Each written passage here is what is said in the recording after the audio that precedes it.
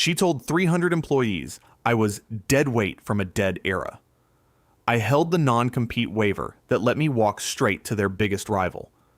But I'm getting ahead of myself. My name is Mitchell Crane. I'm 48 years old. I spent 10 years in the United States Navy as a lieutenant commander in aviation procurement and logistics. When I retired from the service, I took a job at a small aerospace company called Whitmore Aerospace. That was 12 years ago. The company had 20 employees, a leaky roof in a rented hangar outside Dulles, and roughly $5 million in annual revenue.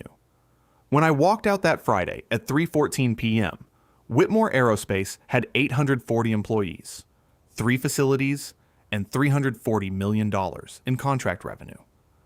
I generated every dollar of that pipeline. Every single one.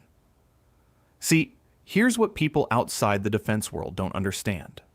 The Pentagon doesn't buy from companies.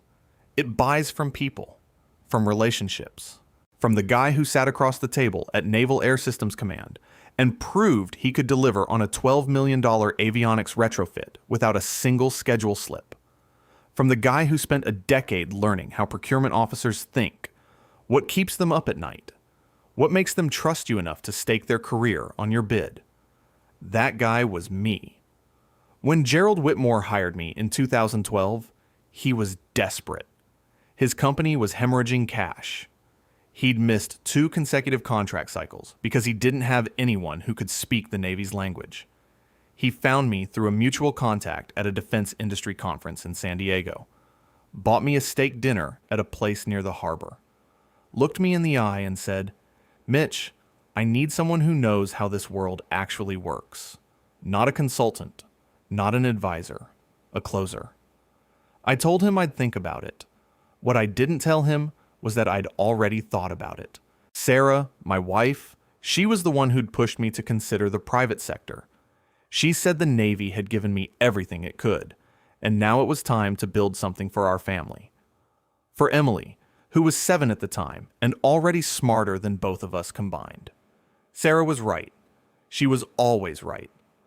I signed my employment agreement on June 14th, 2012. Gerald signed it the same afternoon. No legal review on his end. He was too desperate to wait for lawyers. He needed me yesterday. The contract was 22 pages. Gerald probably read the first 3 and the last one, the one with the signature line. I read all 22. If you've spent a decade in Navy procurement, you learn to read contracts the way a surgeon reads an MRI. Every clause, every subclause, every reversion trigger and conditional provision. I didn't just read my employment agreement. I understood it. And more importantly, I understood what Gerald was giving away because he was too desperate to notice.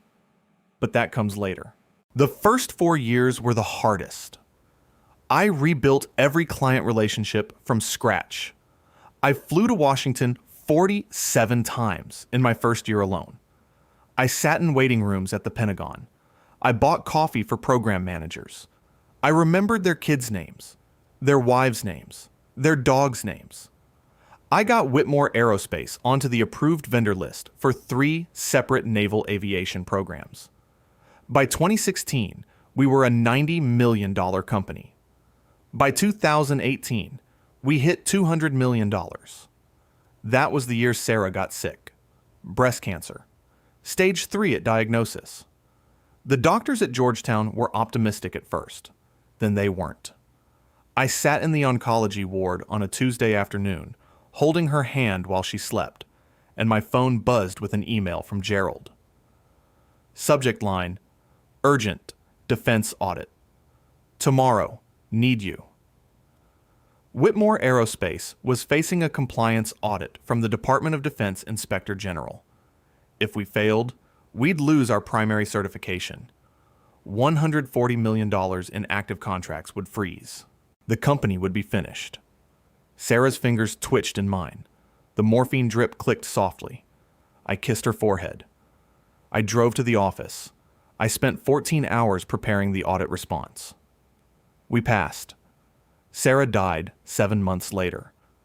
I went back to work 3 days after the funeral because there was a contract deadline that Friday, and nobody else knew how to format a DD-254 security classification specification. Emily was 15. She sat at the kitchen table doing her homework while I sat across from her on my laptop, writing a $28 million proposal executive summary. She didn't say anything. She didn't have to. We both understood. That was 4 years ago. Emily's 19 now. Sophomore at the University of Virginia. Pre-law. Sharp as a scalpel. She got that from her mother. After Sarah died, the company became the only thing I had besides Emily. I poured everything into it. Every relationship, every late night, every weekend. Gerald knew this. He told me once, in his office, the one that still smelled like old leather and the Monte Cristos he wasn't supposed to be smoking. He said, "Mitch, this company doesn't run without you. I want you to know that." Then he handed me a silver pen, engraved. MC, the foundation.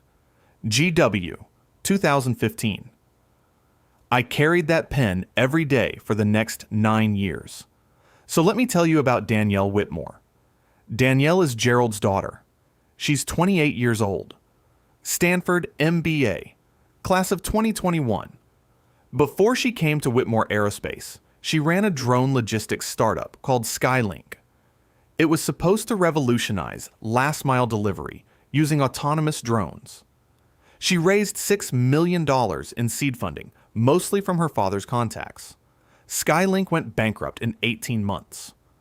14 months ago, Gerald brought her into the company as Chief Operating Officer, COO, of an aerospace defense contractor with $340 million in active contracts, 840 employees, and relationships with every major procurement office in the Department of Defense. She'd never held a clearance. She'd never sat in a SCIF. She'd never read a FAR clause or a DFARS supplement. She didn't know the difference between a cost-plus fixed fee contract and a firm fixed price contract. And I am not exaggerating when I tell you that distinction is the difference between a $50 million profit and a $50 million loss. But she had a Stanford MBA and a father who couldn't say no to her. Her first week, she called an all-hands meeting and introduced something she called the Velocity Framework. It was a 40-slide PowerPoint presentation about agile pivots, scalable disruption, and what she called legacy drag elimination. Every other sentence was a buzzword: optimization, fresh energy, cultural transformation. I sat in the back row and counted. She used the word agile 23 times in 35 minutes. Scott Walker, our director of engineering, was sitting next to me. He leaned over and whispered, "Is this a TED Talk or a shareholders meeting?" I didn't laugh, but I wanted to. Over the next 14 months, Danielle restructured 3 departments, fired 2 senior project managers, and replaced them with consultants from a firm her Stanford roommate ran.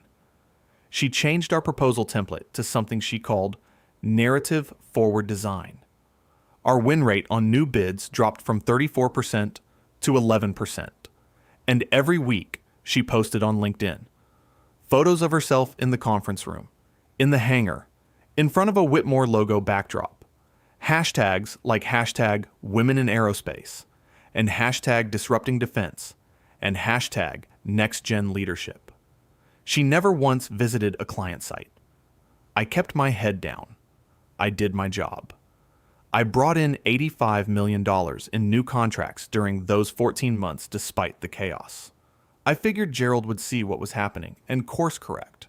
He was a smart man. He'd built this company from nothing. Then I heard the conversation. It was a Thursday, late afternoon. I was walking back from the break room with a cup of vending machine coffee that tasted like it always did, burned and vaguely apologetic. Gerald's office door was cracked open. The hallway carried sound better than people realized. Danielle's voice, clear as a bell. "Mitchell won't cause problems. He's got a daughter in an expensive college and a mortgage in Great Falls. He needs this job. He'll fall in line with the restructuring." Gerald said something I couldn't make out. Low, mumbled. Then Danielle again. "Dad, he's not executive material. He's a good salesman, reliable, but he's not the future of this company. I am. I stood in that hallway for 9 seconds. I counted them. Then I walked back to my desk, set down the coffee, opened my bottom drawer, and pulled out a manila folder I hadn't touched in 7 years. 22 pages. Signed June 14th, 2012. I turned to page 16. Section 14G. If you've ever had a boss or been in a situation like this, hit that like button and subscribe. The following Friday, 3:14 p.m., Danielle called an all-hands meeting. She called it a town hall. 300 employees packed into the main hangar. She stood on a temporary stage with a wireless microphone clipped to her blazer, her hair perfectly styled, her designer heels clicking on the metal platform.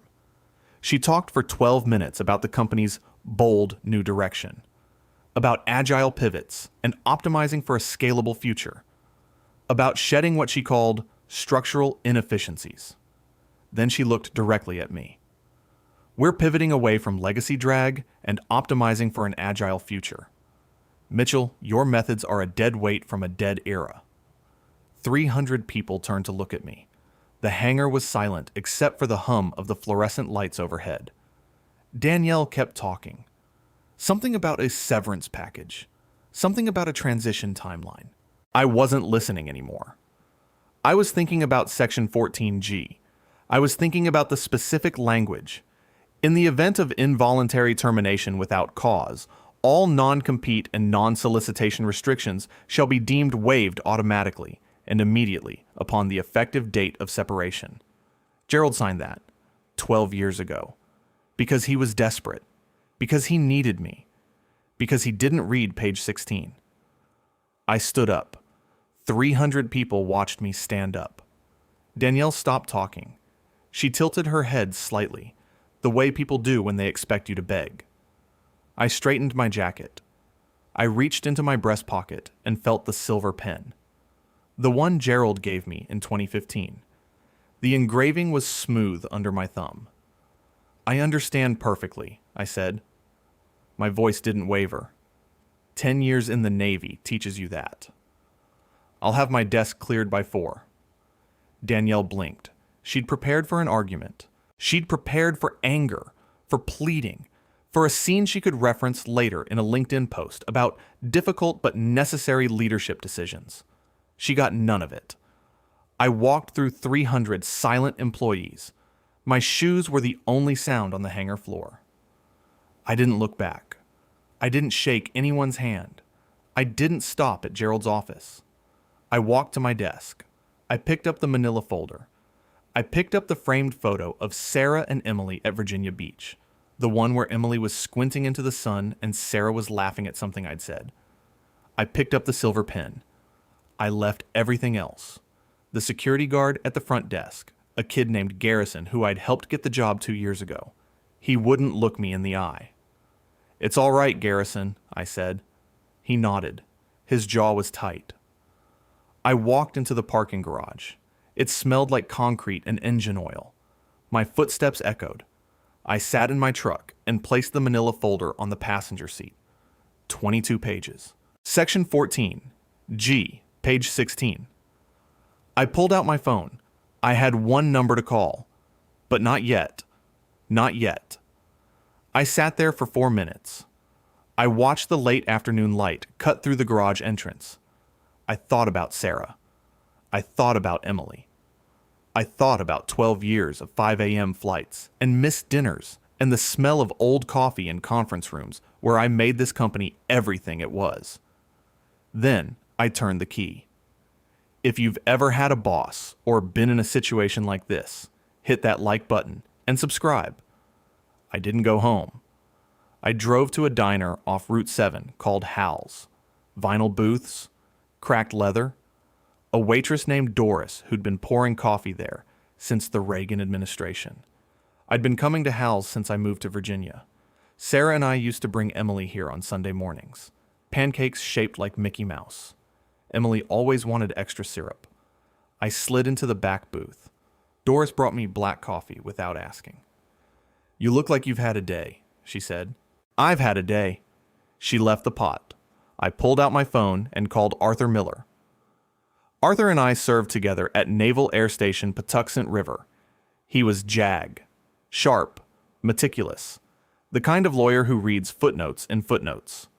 After the Navy, he went into contract law, opened his own firm, Miller and Associates, in Alexandria. We'd stayed close. He'd helped me review my employment agreement back in 2012 before I signed it. He was the one who'd flagged Section 14G in the first place. Arthur picked up on the second ring. Mitch, they fired me, Arthur. Today, 3:14 p.m., all hands meeting, public, involuntary termination, no cause stated. 3 seconds of silence. Did they give you written documentation? Severance packet, standard language, involuntary separation without cause. It's right there in the header. Then Section 14G is live, Mitch. The non-compete, the non-solicitation, the client restriction clause. All of it. Waived automatically upon involuntary termination without cause. The language is self-executing. They don't have to agree. They don't have to acknowledge it. It triggers the moment you walked out that door. I took a sip of coffee. Black. Burned. Perfect. You're a free agent, Arthur said.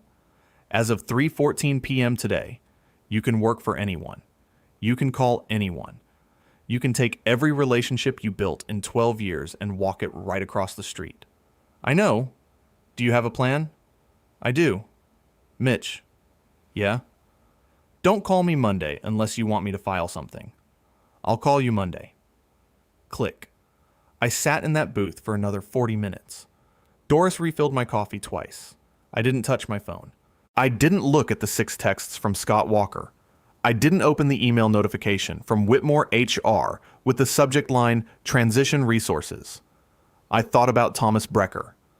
Thomas Brecker was 55, CEO of Brecker Aerospace, the other major mid-tier defense contractor in the Northern Virginia corridor.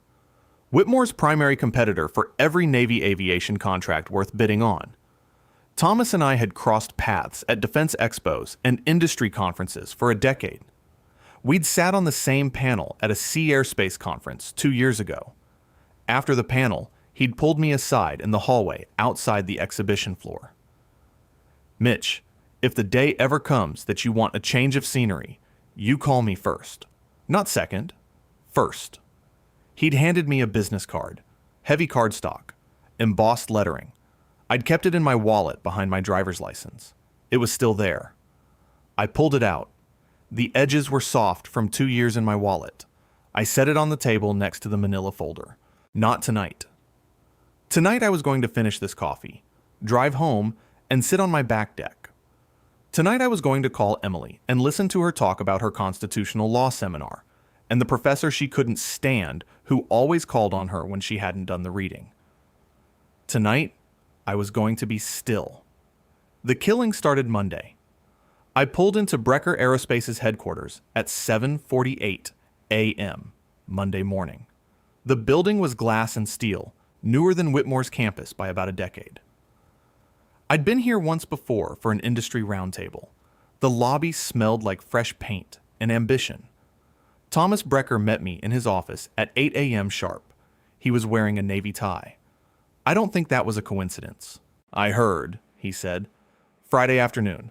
My phone started ringing before you probably got to your truck. Small industry. Small industry. He leaned back in his chair. So, what are you thinking? I'm thinking you have a Navy aviation pipeline problem. Your win rate on NavAir bids has been flat for 3 years. You lost the P-8 maintenance contract last cycle by 6 points on the technical evaluation.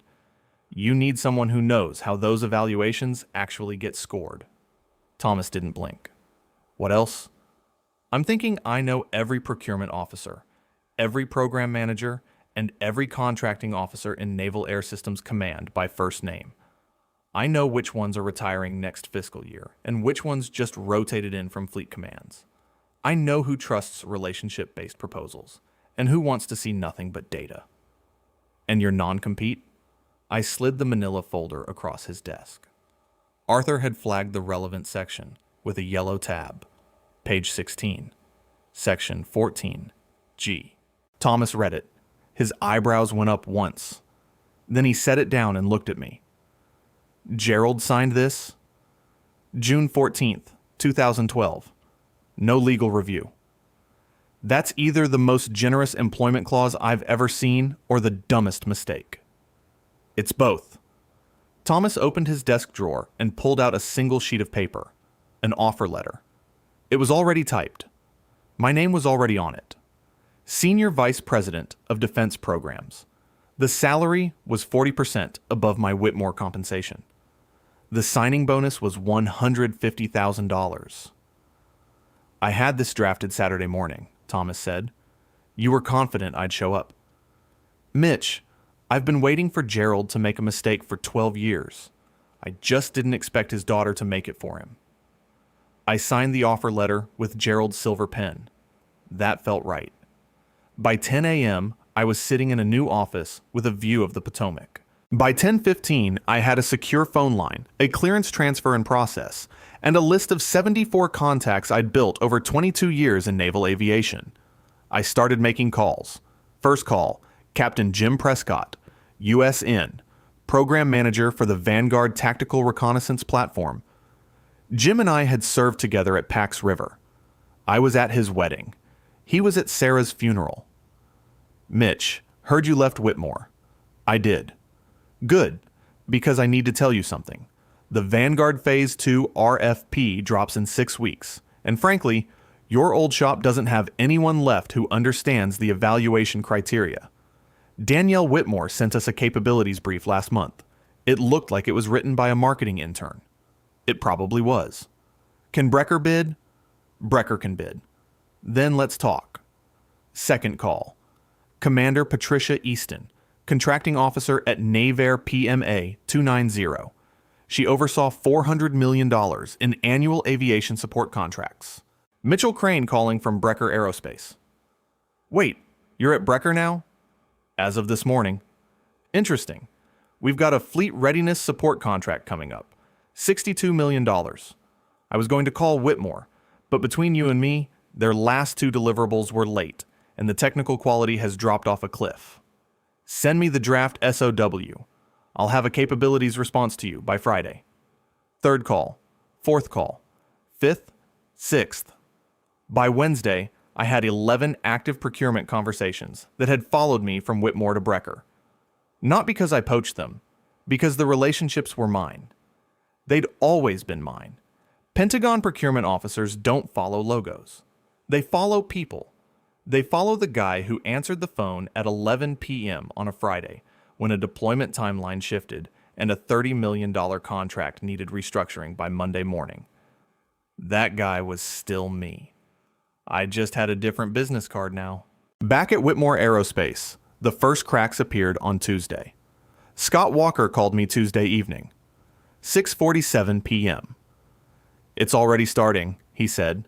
His voice was low. He was in his car. Captain Prescott's office called today, asking about the Vanguard bid. Danielle took the call personally. She didn't know what Vanguard was. She asked Prescott's deputy if it was the drone thing. The deputy hung up. I said nothing. Mitch, Commander Easton's office, sent a request for a capabilities briefing on the fleet readiness contract. Nobody here knows how to write one. The 2 senior PMs Danielle fired last year were the only other people besides you who'd ever formatted a DoD capabilities response. The consultants from her Stanford roommate's firm tried. They submitted something that looked like a pitch deck for a tech startup. Easton's office sent it back with a 1-line email. This is not responsive to the solicitation requirements. I see. Danielle called an emergency staff meeting this morning. She said the pipeline was temporarily disrupted and that she was bringing in strategic reinforcements. She hired 2 business development contractors from a staffing agency. Neither of them has a security clearance. Neither of them has ever worked in defense. Scott, yeah, keep your head down. Do your job. Don't do anything unusual. Copy. Click. By the second week, I had moved $85 million in active proposal opportunities from Whitmore's pipeline To Breckers, I didn't steal them. You can't steal what was never theirs. Those relationships existed because I built them. One handshake and one late night and one answered phone call at a time, over 22 years. Section 14G made it legal. My reputation made it easy.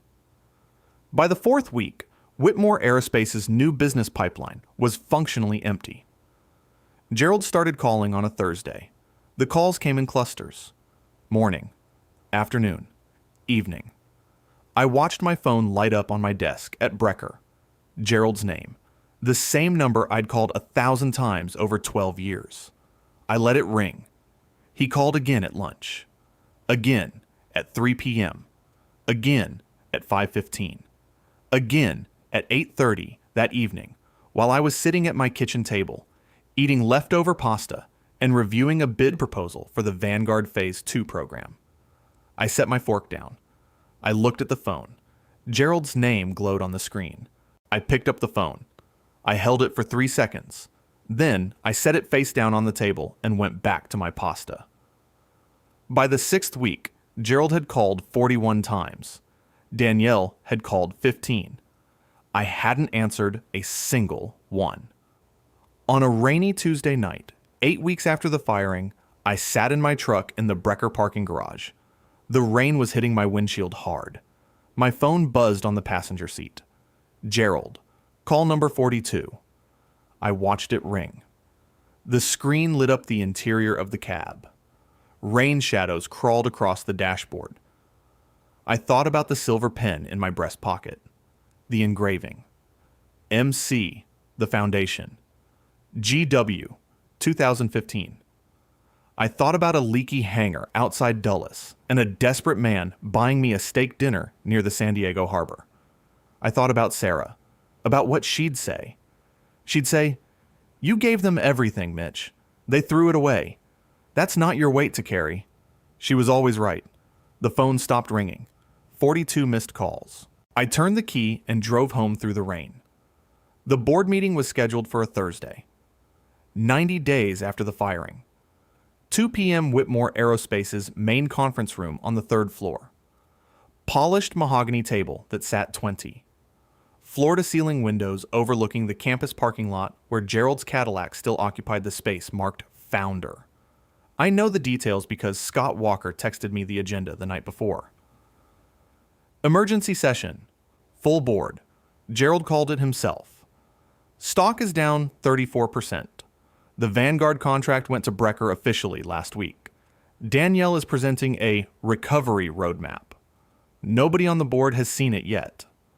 Then a second text. There's something else. Brecker Aerospace just filed a Schedule 13D with the SEC, 5% stake in Whitmore. The board found out an hour ago. I already knew. I'd been in the room when Thomas Brecker authorized the purchase. 5%. Enough to require a board seat. Enough to require a representative at every shareholder meeting and every emergency session. Thomas looked at me across his desk when the filing went through. You know who I'm sending. I have a guess. You're my representative, Mitch. You walk into that boardroom tomorrow as a Brecker Aerospace Senior Vice President and a 5% stakeholder proxy. You don't ask for permission. You take your seat. I adjusted my tie. I'll need a nameplate. Thomas smiled. First time I'd seen him smile in the 3 months I'd worked for him. Already ordered. Thursday, 1:47 p.m. I pulled into the Whitmore Aerospace parking lot in a black sedan Brecker had assigned me. The same lot I'd parked in for 12 years. The same gate. The same security booth. The guard was new. Didn't recognize me. Checked my ID. Checked the board meeting guest list. Waved me through. I walked through the lobby. The receptionist was the same one I'd said good morning to every day for a decade. Her name was Linda. She looked up and her hand stopped halfway to the phone. Mr. Crane. Linda. They're on the 3rd floor. I know where the conference room is. I took the elevator. The doors opened on 3 and the hallway smelled exactly the way it always did. Old coffee. Recycled air. Carpet that needed replacing 4 years ago. The conference room door was open. I could hear voices. Low. Tense. The particular frequency of people who know something is very wrong, but haven't yet agreed on who to blame. I walked in at 1:56 p.m. 9 board members were already seated. Gerald was at the head of the table. He looked 10 years older than the last time I'd seen him. His face was gray. His tie was loosened. The Monte Cristo confidence was gone. Danielle sat to his right. She was wearing a navy blazer and her hair was pulled back tight. Her MacBook Pro was open in front of her. A PowerPoint presentation glowed on the screen. Slide 1. Title: Whitmore Aerospace. Path Forward Recovery Initiative. Subtitle: Presented by Danielle Whitmore. COO. The General Counsel, a man named Clark Davidson, sat at the far end with a stack of folders and the expression of someone who'd swallowed something sharp. Every head in the room turned when I walked in. Gerald's eyes locked on mine. Something moved behind them. Not anger. Recognition. The specific look of a man watching a consequence arrive. Danielle's mouth opened, then closed, then opened again. What is he doing here? I didn't answer her. I walked to the empty chair at the opposite end of the table from Gerald. There was a nameplate on the table in front of it. White cardstock, black lettering. Mitchell Crane, proxy representative, Brecker Aerospace. 5% stakeholder. I sat down. I set my leather portfolio on the table. The silver pen was in my breast pocket. I folded my hands. Good afternoon, I said. The room was silent for 4 seconds. Clark Davidson cleared his throat. Mr. Crane is here as the authorized representative of Brecker Aerospace, which, as of Monday, holds a 5% equity position in Whitmore Aerospace. Under our bylaws, any stakeholder above 3% is entitled to board meeting attendance and speaking privileges during emergency sessions. His presence is legitimate. Danielle looked at her father. Gerald didn't look back. This is absurd, Danielle said. She turned to me. You don't work here anymore, Mitchell. You have no authority in this room. I'm not here on my authority, I said. I'm here on Brecker's. But while I'm here, I'd like to address the board on a matter of fiduciary concern. Clark Davidson raised a hand before Danielle could respond. Mr. Crane has the floor. I opened my portfolio. Inside were 3 documents. I'd spent the previous evening organizing them with Arthur Miller at his Alexandria office. Arthur wanted to come. I told him it wasn't necessary. This won't take long, I'd said. It never does with you, Mitch. I slid the first document to the center of the table. A single page. This is a summary of Whitmore Aerospace's new business pipeline as of this morning. Brecker's competitive intelligence team compiled it from public procurement records and FPDS data. In the 90 days since my departure, Whitmore has submitted 7 proposals. Your win rate on those submissions is 0. You've lost the Vanguard Phase 2 tactical reconnaissance contract, which went to Brecker. Estimated value, $94 million over 5 years. You've lost the Fleet Readiness Support contract under Commander Easton's office. That went to Brecker as well. Value, $62 million. You've lost the PMA 290 Aviation Support Renewal. Value, $29 million. Also Brecker. I let the numbers sit. Total contract revenue that has migrated from Whitmore to Brecker in 90 days, $185 million. A board member named Harrison leaned forward. Migrated how? Through relationships. Every one of those contracts was anchored to personal relationships I built over 22 years in naval aviation procurement. When I left Whitmore, those relationships came with me.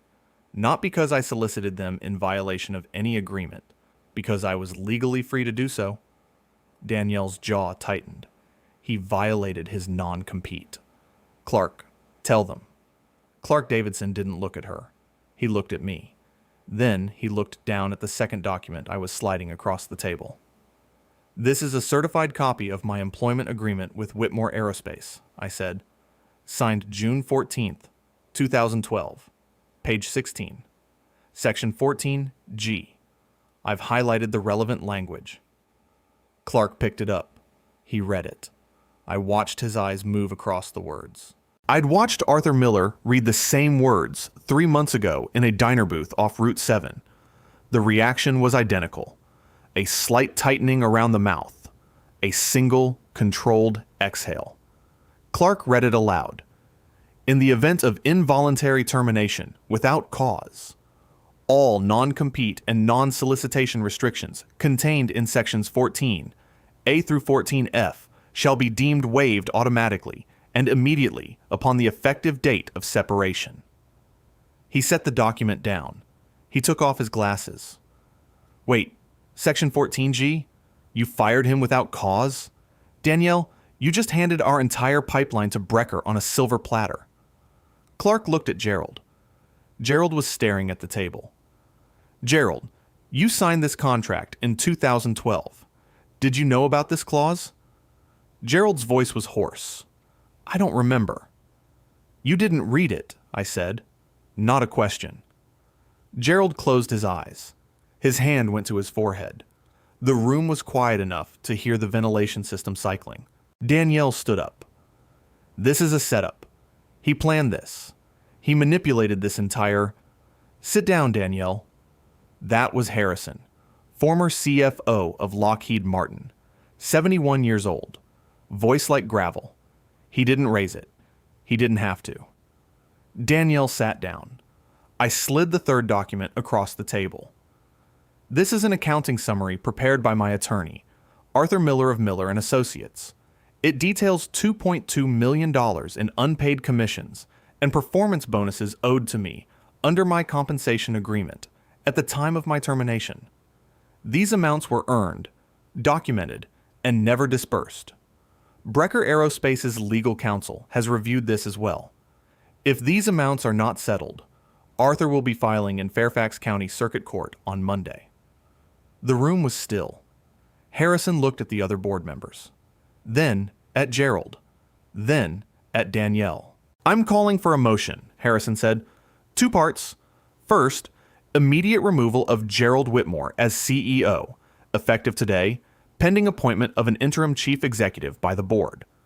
Second, termination of Danielle Whitmore as COO for gross negligence in the execution of her duties, including but not limited to the unauthorized termination of a senior executive without proper legal review, resulting in the loss of $185 million in contract relationships and a 34% decline in stock price.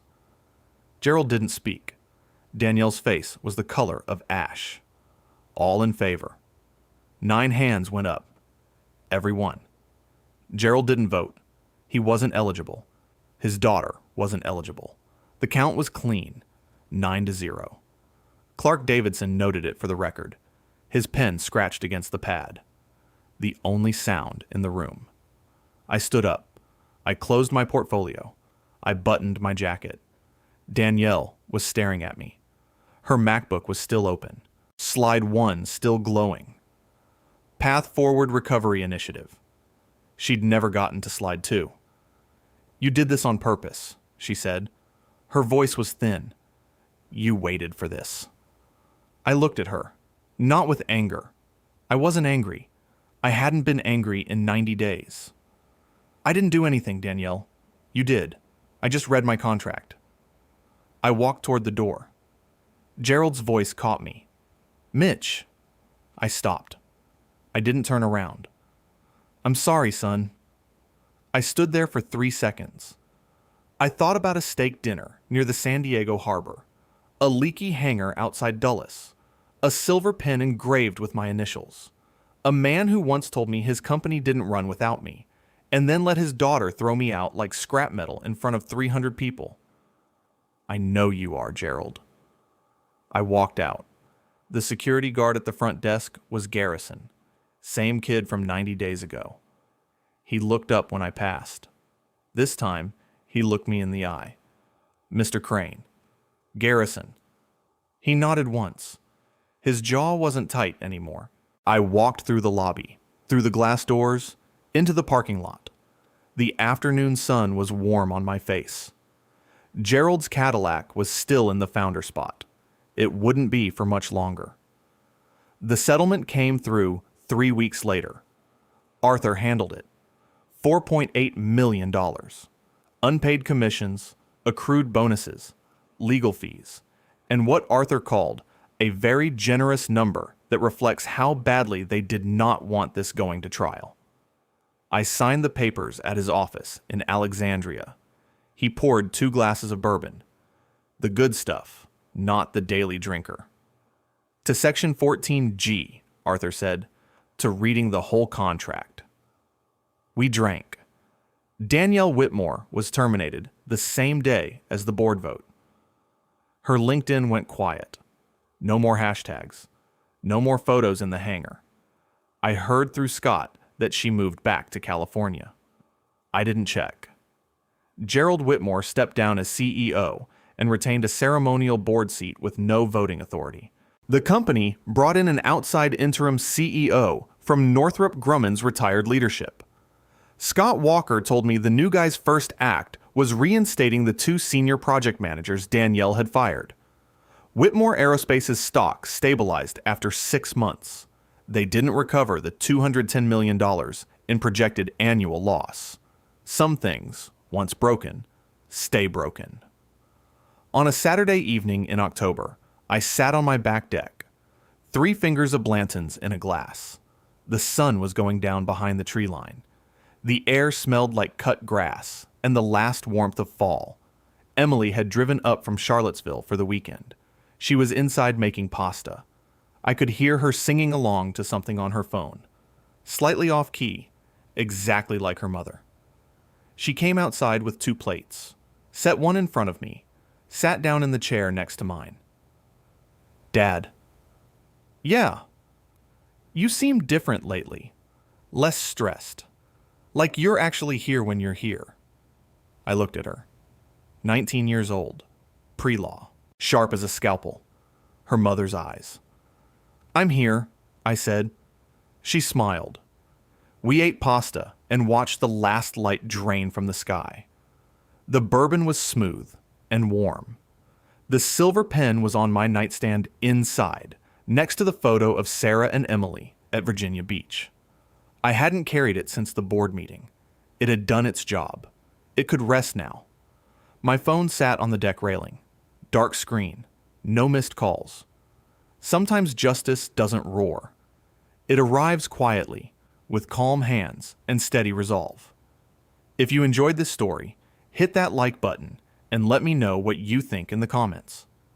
And if you haven't subscribed yet, subscribe and ring that notification bell to get alerts about new stories like this one. Thanks for watching. See you in the next video.